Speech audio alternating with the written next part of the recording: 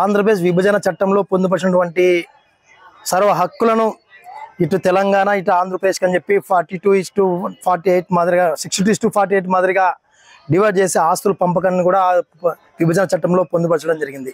ఇవాళ అధికారంలో ఉన్నటువంటి కేంద్రంలో బీజేపీ ప్రభుత్వం ఆనాడు విభజన జరుగుతున్నటువంటి సందర్భంలోనే మీరు ఈ విభజన జరగకూడదు, విభజన అయితే ఆంధ్రప్రదేశ్ నష్టం జరుగుతుంది, ఆంధ్రప్రదేశ్ పూర్తి స్థాయిలో వెనకబడిపోతుంది కాబట్టి మేము ఒప్పుకోం ఆంధ్రప్రదేశ్కి అని చెప్పినటువంటి బీజేపీ నాయకులు, ఆంధ్రప్రదేశ్ విభజన జరిగితే బీజేపీ ప్రభుత్వం అధికారంలోకి వస్తే మేము ప్రత్యేక హోదా 10 ఏళ్లతో పాటు విభజన ఆస్తులను కూడా ఏ పద్ధతిలో అయితే విభజన చట్టంలో ఉన్నాయో వాటిని మేము పంపిణీ చేస్తామన్నటువంటి బీజేపీ నాయకులు మీరు అధికారంలో ఉండి 10 ఏళ్ళు కావస్తున్న ఆంధ్రప్రదేశ్ ఉన్నటువంటి ఏ ఒక్క ఆస్తినైనా ఆంధ్రప్రదేశ్ చెందినటువంటి ఆస్తిని ఆంధ్రప్రదేశ్కి ఏమైనా మీరు పంచారా అని చెప్పి ఇవాళ సందర్భంగా బీజేపీ నాయకులు సూటిగా అడుగుతున్నాం.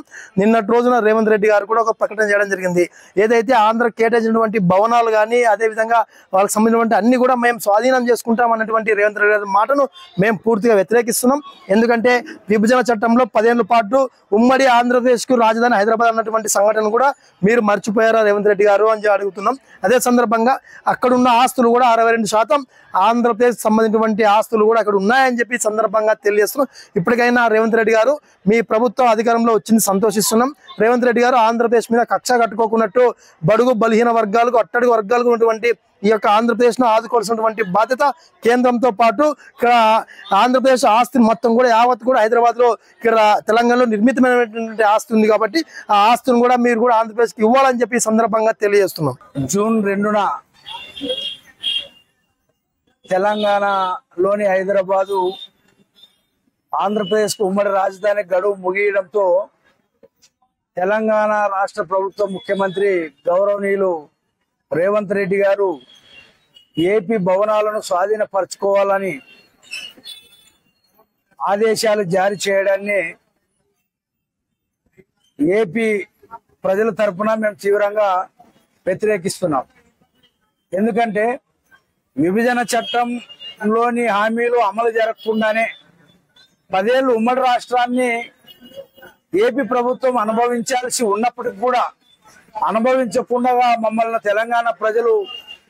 తెలంగాణ ప్రభుత్వం మమ్మల్ని ఏపీకి పంపడం జరిగింది.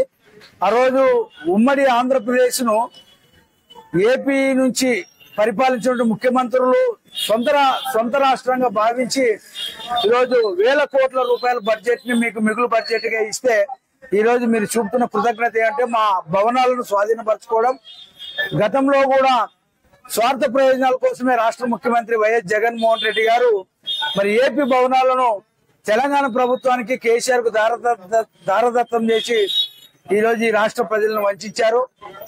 దయతో ఈరోజు కేంద్రంలో కాంగ్రెస్ ప్రభుత్వం నాడు ఏపీకి ఉమ్మడి ఆంధ్రప్రదేశ్ 10 ఏళ్ళు ఉంటుంది, ప్రత్యేక హోదా ఇస్తామని చెప్పి మరి ఆ రోజు మన్మోహన్ సింగ్ గారి నేతృత్వంలో ప్రభుత్వం చెప్పింది.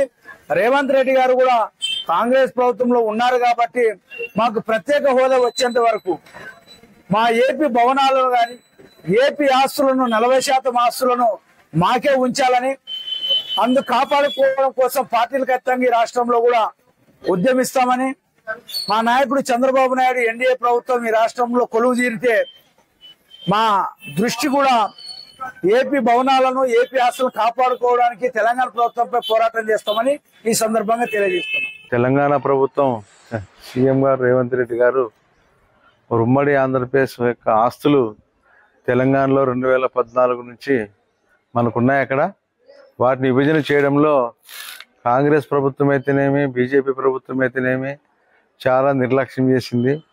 మరి ఆ రోజు మన యొక్క రాష్ట్రం విడిపోయే ముందు 15 ఏళ్ళు ఈరోజు ప్రత్యేక హోదా ఇస్తామని చెప్పి వెంకయ్యనాయుడు కూడా చెప్పడం జరిగింది. అయితే 10 సంవత్సరాలు cut off date Srikrishna commission ద్వారా ఆ యొక్క గెజిట్ పాస్ అయింది. అయితే 10 సంవత్సరాల పాటు మన యొక్క ఏపీ ఆస్తులు తెలంగాణలోన మరి వేలాది కోట్ల రూపాయలు ఉన్నప్పటికీ వాటిని పంపకం చేయడంలో కేంద్ర ప్రభుత్వం రాష్ట్ర ప్రభుత్వాలు కూడా నిమ్మకు నీరెత్తినట్లు వ్యవహరిస్తూ నిద్రపోయినాయి. కేసీఆర్ ప్రభుత్వం కూడా 10 సంవత్సరాలు ఉంది. మరి మనకు రావాల్సినటువంటి ఆస్తులు కూడా ఏపీకి మరి పంచకపోవడం చాలా విచారకరము. మరి ఆయన దేశవ్యాప్తంగా పార్టీ పెట్టి మహారాష్ట్రలో అన్ని చోట్ల తిరిగాడు. మరి ఈరోజు పార్టీ పేరే మార్చుకున్నారు, టీఆర్ఎస్ని పోయి బీఆర్ఎస్ అని. కాబట్టి అయినప్పటికీ కూడా మరి జాతి వ్యాప్తంగా చూసుకుంటే మన ఆంధ్ర ప్రజల యొక్క 5 కోట్ల జనాన్ని ఆస్తులు తెలంగాణలో వేల కోట్ల రూపాయలు ఉన్నప్పటికీ, సంపద ఉన్నప్పటికీ, పెట్టుబడి ఉన్నప్పటికీ కూడా ఈరోజు పంపిణీ చేయకుండా నిద్రపోతూ ఈరోజు మరి రేవంత్ రెడ్డి గారు మరి జూన్ 2వ తారీఖున ఆ యొక్క ఆస్తుల్ని వశం చేసుకున్నారని చెప్పి ఆదేశాలు జారీ చేయడం చాలా విచారకరము. కాబట్టి ఏమైనప్పటికీ 10 సంవత్సరాలు రెవెన్యూ అంతా కూడా తెలంగాణ ప్రభుత్వమే జమ చేసుకునింది. కాబట్టి ఆ రెవెన్యూ కూడా మన ఏపీకి వాపస్ చేయాలని చెప్పి మేము సిపిఎంగా డిమాండ్ చేస్తున్నాం. ఎందుకంటే వేల కోట్ల రూపాయలు అక్కడ రెవెన్యూ ఉంది. పెద్ద పెద్ద పన్నుల ద్వారా, ట్యాక్సుల ద్వారా ఈరోజు తెలంగాణ ప్రభుత్వం జమ చేసుకునింది. మరి ఆ యొక్క జమ చేసుకున్నటువంటి యొక్క రెవెన్యూని కూడా ఏపీ ప్రభుత్వానికి జమ చేయాలని చెప్పి కూడా మేము డిమాండ్ చేస్తున్నాం.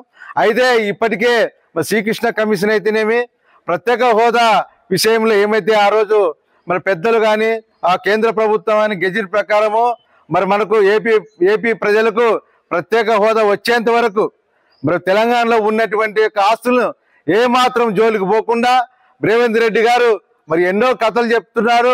కట్టుకథలు చెప్పి ఈరోజు ఏపీ ప్రజలకు అన్యాయం చేసే విధంగా ఈరోజు మరి రేవంత్ రెడ్డి గారు చెప్పడం చాలా విచారకరం. కాబట్టి భవిష్యత్తులో ఆ ఆస్తులు జోలికి పోకుండా తక్షణమే కేంద్ర ప్రభుత్వం కూడా జోక్యం చేసుకుని తెలంగాణలో ఉన్నటువంటి ఏపీ ఆస్తులను తక్షణమే విభజన చేయాలని, వాటిని ఏపీకి వశం చేయాలని చెప్పి కూడా ఏపీ కేటాయించాలని చెప్పి సిపిఎం తరఫున నేను డిమాండ్ చేస్తున్నా. రేపు జూన్ 2వ తారీఖు రాబోయే 2వ తారీఖున ఈ ఆంధ్రప్రదేశ్కు ప్రత్యేక హోదా అయితేనేమి, ఉమ్మడి రాజధాని అని చెప్పేసి అప్పుడున్నటువంటి కాంగ్రెస్ ప్రభుత్వం ప్రకటించడం జరిగింది. మళ్ళీ ఈరోజు కాంగ్రెస్ ప్రభుత్వం అయినటువంటి తెలంగాణ సీఎం రేవంత్ రెడ్డి గారు ఆంధ్రప్రదేశ్ సంబంధించినటువంటి భవనాలను అయితేనేమి, ఆస్తులు అయితేనేమి ప్రతిదాన్ని మేము స్వాధీనం చేసుకుంటామని చెప్పేసి ఆయన గవర్నర్ కూడా లేఖ పెట్టడం జరిగింది.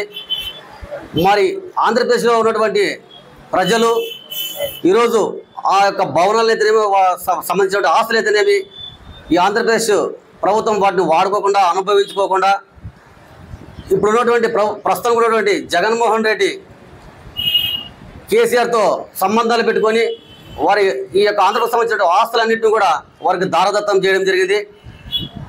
మరి ఈరోజు ఈ ఆంధ్రప్రదేశ్లో ఉన్నటువంటి ప్రజలు ఈ యొక్క ఉమ్మడి ఆస్తుల్ని కాపాడుకోవడానికి రేపు రాబోయే కూటమి ప్రభుత్వం ఏదైతే ఉందో ఆ కూటమి ప్రభుత్వం అధికారంలోకి వచ్చిన తర్వాత ఆంధ్రప్రదేశ్ సంబంధించినటువంటి ఆస్తులు అయితేనేమి, ఉమ్మడి రాజధానికి సంబంధించిన అయితేనేమి దానికోసం ఈ ఏపీలో ఉన్నటువంటి ప్రజల తరపున ప్రతి ఒక్కరు కూడా పోరాడి, పార్టీలు గతంగా పోరాడి వాటిని సాధించుకోవాల్సిందిగా కోరుతున్నా.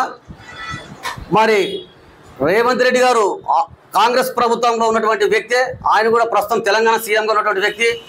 మరి ఈరోజు ఆంధ్రప్రదేశ్ సంబంధించినటువంటి ఆస్తులని స్వాధీనపరచుకుంటా అని చెప్పడం ఎంతవరకు సబబు అని చెప్పేసి నేను అడుగుతున్నా. అయ్యా, మా ఆంధ్రప్రదేశ్ సంబంధించిన ఆస్తుల్ని ఆంధ్రప్రదేశ్ ప్రజలకి, ఆంధ్రప్రదేశ్ ప్రభుత్వాలే అనుభవించాలి. మరి ఈ ఆస్తులన్నింటినీ నువ్వు ఏ విధంగా స్వాధీనం చేసుకుంటావు? 10 ఏళ్ళు అని చెప్పేసి అన్నారు. మరి ఆ 10 ఏళ్ళలో ఆంధ్రప్రదేశ్ సంబంధించినటువంటి ఆస్తులు అయితేనేమి, భవనాలు అయితేనేమి ఏ ఒక్కటి కూడా ఆంధ్రప్రదేశ్ ప్రజలకు కలిగించలేదు. కావున రేపు రాబోయే ప్రభుత్వం ఏదైతే ఉందో కూటమిలో ఏర్పడే చంద్రబాబు గారి ప్రభుత్వం, చంద్రబాబు గారు వచ్చే ప్రభుత్వంలో ఖచ్చితంగా వీటిపైన పోరాడి ఆంధ్రప్రదేశ్ ఆస్తులు, భవనాలు దక్కించుకుంటామని చెప్పేసి తెలియజేసుకుంటున్నా. మరిన్ని వీడియోస్ కోసం ఛానల్ ని సబ్స్క్రైబ్ చేయండి, లేటెస్ట్ అప్డేట్స్ కోసం వాట్సాప్ ఛానల్ ని ఫాలో చేయండి అండ్ లింక్ డిస్క్రిప్షన్ లో ఉంది.